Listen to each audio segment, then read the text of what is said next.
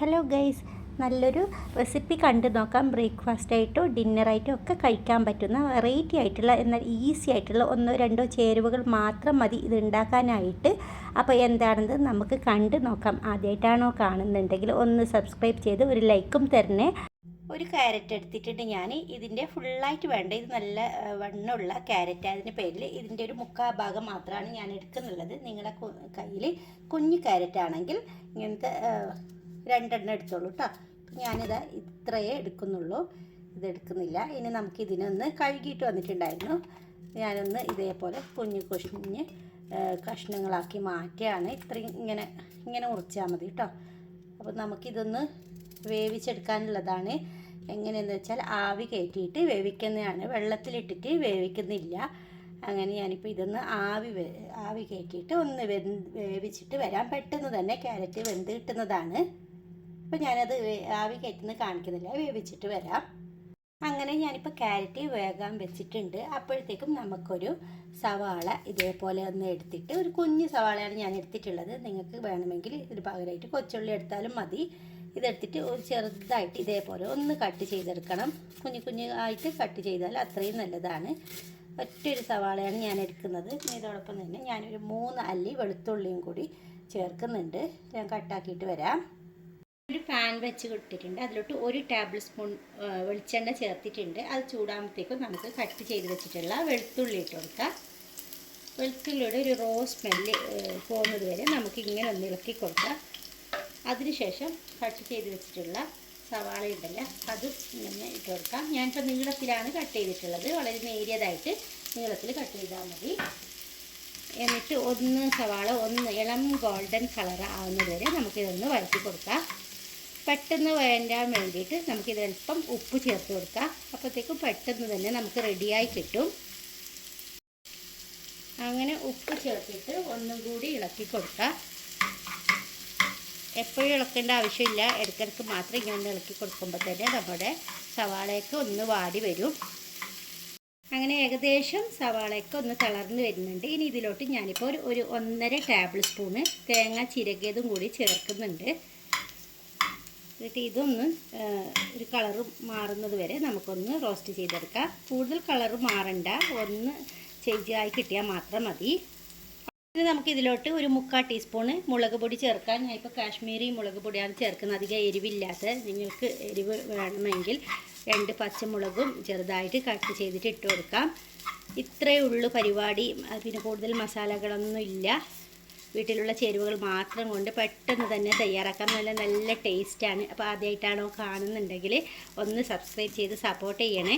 ഇനി ഈ മുളകിൻ്റെ പച്ചക്കൊത്ത് മാറുന്നത് വരെ നമുക്കിന്ന് ഈ റോസ്റ്റ് ചെയ്തിട്ട് തീ ഓഫ് ചെയ്യാവുന്നതാണ്. അപ്പോൾ ക്യാരറ്റൊക്കെ വേവിച്ച് കൊണ്ടുവന്നിട്ടുണ്ട്, കുറച്ച് ചൂടാറിയിട്ടുണ്ട്. ഇനി നമുക്കിതിനെ ഒരു മിക്സിയുടെ ജാറിലോട്ട് ഇട്ട് കൊടുക്കണം. നല്ല രീതിയിൽ ഇതൊന്ന് അരച്ച് വരാൻ വേണ്ടിയിട്ടാണ് മിക്സിയുടെ ജാറിൽ ഇട്ട് കൊടുക്കുന്നത്. ഇങ്ങനെ വേവിച്ചാൽ പെട്ടെന്ന് തന്നെ നമുക്ക് അരിഞ്ഞ് കിട്ടും. പോരാത്തതിന് അതിൻ്റെ ടേസ്റ്റ് വ്യത്യാസം വരും. നിങ്ങൾ വേവിക്കാതെ ഒരിക്കലും ഇങ്ങനെ ചെയ്യരുത്.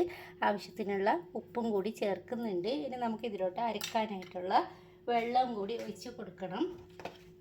ആദ്യം ഞാനിപ്പോൾ ഒരു 1/4 കപ്പ് വെള്ളമാണ് ഒഴിച്ച് കൊടുക്കുന്നുള്ളത്. നല്ല രീതിയിൽ ഒന്ന് അരച്ച് വരാം. അപ്പോൾ ഇതാ ഞാൻ അരച്ച് കൊണ്ടുവന്നിട്ടുണ്ട്. ഇനി നമുക്ക് ഇതിലോട്ട് ആവശ്യമുള്ളത് ഒരു 3/4 കപ്പ് ഗോതമ്പ് മാവാണ്. ചപ്പാത്തിയൊക്കെ ഉണ്ടാക്കുന്ന പൊടിയാണ് എടുത്തിട്ടുള്ളത്. ഇത് നമുക്ക് നല്ലവണ്ണം ഒന്ന് സ്പൂൺ വെച്ചിട്ട് ആദ്യം മിക്സ് ചെയ്യാം. ഞാൻ ക്യാരറ്റിന് നേരത്തെ ഉപ്പിടുമ്പോൾ ഇതിനും കൂടിയിട്ടുള്ള ഉപ്പാണ് ചേർത്തിട്ടുള്ളത്. എന്നിട്ട് നല്ലവണ്ണം നമുക്കൊരു ചപ്പാത്തിക്ക് മാവ് കുഴക്കും പോലെ ഒന്ന് കുഴച്ചെടുക്കണം. നിങ്ങൾക്ക് ഇത്ര കട്ടി കിട്ടുന്നില്ലെങ്കിൽ 1 കപ്പ് പൊടി ഇട്ട് കൊടുത്താലും മതി. ഓരോ പൊടിക്കും ഓരോ അളവായിരിക്കും. അപ്പോൾ ഇതിനായിട്ട് ഞാനിപ്പോൾ ആദ്യം 3/4 കപ്പ് ഇട്ട് നോക്കുന്നുണ്ട്. ഇങ്ങനെ ചപ്പാത്തിക്ക് കിട്ടും പോലെ കിട്ടണം. അപ്പോൾ പോരെങ്കിൽ ഞാനിപ്പോൾ ഇതിൽ പൊടി ചേർക്കും. നല്ലവണ്ണം മിക്സാക്കിയിട്ട് വരാം. അങ്ങനെ ഇതിപ്പോൾ ഞാൻ നല്ലവണ്ണം കുഴച്ച് വന്നിട്ടുണ്ട്. ഇനി നമുക്ക് ഇതിൽ നിന്ന് ഒരു നാരങ്ങ വലുപ്പത്തിലുള്ള അത്രയും എടുക്കണം. എന്നിട്ട് നമുക്കിതിനെ ഒന്ന് കൗണ്ടർ ടോപ്പിലിട്ടിട്ട് ഒന്ന് പരത്തിയെടുക്കണം. ഇതിലോട്ട് നിങ്ങൾക്ക് വേണമെങ്കിൽ കുറച്ച് ഓയിലാക്കി കൊടുത്തിട്ട് ഒന്ന് പരത്തിയെടുത്താൽ മതി. അങ്ങനെ ഇതേപോലെ ഒന്ന് പരത്തിയെടുക്കാം. എന്നിട്ട് നമുക്ക് ഇതിനൊരു ബോക്സിൻ്റെ ഷേപ്പിലായിട്ട് കട്ട് ചെയ്യാം. ഇങ്ങനെ ചെയ്യണമെന്നൊന്നുമില്ല, ഇപ്പം ഞാൻ വീഡിയോക്ക് വേണ്ടിയിട്ട് നല്ല വൃത്തിക്ക് കാണാൻ വേണ്ടിയിട്ടാണ് ഇങ്ങനെ കട്ട് ചെയ്യുന്നത്. നിങ്ങൾക്കല്ലാതെ തന്നെ അങ്ങനെ ചെയ്തെടുക്കാം. അപ്പോൾ കൂടുതൽ സമയമൊന്നും എടുക്കാതെ പെട്ടെന്ന് തന്നെ നമുക്ക് റെഡിയായി കിട്ടും. ഇങ്ങനെ 4 അറ്റത്തും ഇതേപോലെ ഒന്ന് കട്ട് ചെയ്തിട്ട് വരാം. ഇനി നമുക്ക് ഇതിലോട്ട് നേരത്തെ തയ്യാറാക്കി വെച്ചിട്ടുള്ള ഫില്ലിംഗ് ഉണ്ടല്ലോ, അത് ഒരറ്റത്ത് ഇതേപോലെ നീളത്തിൽ ഒന്ന് പുറത്ത് പോകാത്ത വിധത്തിൽ വേണം ഇങ്ങനെ ഒന്ന് വെച്ച് കൊടുക്കാനായിട്ട്. എന്നിട്ട് നമുക്കിതിനെ ഒന്ന് ഇതേപോലെ ഒന്ന് നേരെ പകുതി മടക്കിയിട്ട് നമുക്ക് കൈ വെച്ചിട്ട് നല്ലവണ്ണം ഒന്ന് ഒട്ടിച്ച് കൊടുക്കണം. ഫില്ലിംഗ് ഒന്ന് വേകാതിരിക്കാൻ വേണ്ടിയിട്ടാണ്, പുറത്ത് പോകാതിരിക്കാൻ വേണ്ടിയിട്ട് കേട്ടോ. എന്നിട്ട് നമുക്ക് വീണ്ടും നല്ലൊരു ഷേപ്പാക്കിയിട്ട് കട്ട് ചെയ്തിട്ട് എടുക്കാം. കണ്ടല്ലോ, ഇതേപോലെ ബാക്കിയുള്ളതും കൂടി ഇങ്ങനെ ചെയ്തെടുക്കാം. ഇനി നമുക്കിതിനെ ഓയിലൊന്നുമല്ല നമുക്ക് വേവിക്കാൻ പോകുന്നത്. ഇനി നമുക്കിതിനെ സ്റ്റീമറിൽ വെച്ചിട്ടാണ് ഇതിനൊന്ന് വേവിച്ചെടുക്കുന്നത്.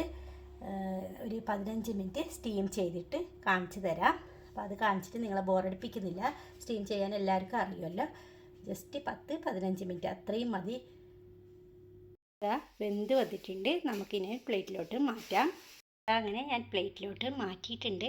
നല്ല വെറൈറ്റി ആയിട്ടുള്ള നല്ലൊരു ബ്രേക്ക്ഫാസ്റ്റ് ആയിട്ടോ ഡിന്നറായിട്ടോ 3 നേരം വേണമെങ്കിലും നമുക്ക് കഴിക്കാം. അപ്പോൾ എല്ലാവരും ഇതൊന്ന് ട്രൈ ചെയ്ത് നോക്കണം. വീഡിയോ ഇഷ്ടപ്പെട്ടാൽ ഒരു ലൈക്ക് തരാൻ മറക്കരുത്. അപ്പോൾ ഇതുപോലത്തെ ഈസി റെസിപ്പികൾ എൻ്റെ ചാനലിൽ ഒത്തിരി ഉണ്ട്, അതൊക്കെ ഒന്ന് വിസിറ്റ് ചെയ്യാനും മറക്കരുത്.